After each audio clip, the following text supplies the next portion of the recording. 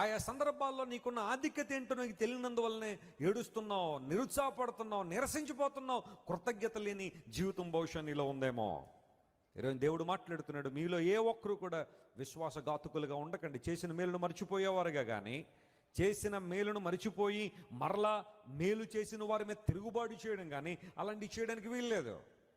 ఇశ్రాయేలు ప్రజల యొక్క జీవితంలో అనేక సార్లు ఈ విశ్వాసఘాతుకం అనేది కనబడతానే ఉంది. దేవుడు ఎన్నో మేళ్ళు వాళ్ళకి చేస్తున్నా ప్రతి చిన్న విషయానికి వాళ్ళు ఏం చేయడం ప్రారంభించారు? సనగడం మొదలుపెట్టారు, ఏడవడం మొదలుపెట్టారు.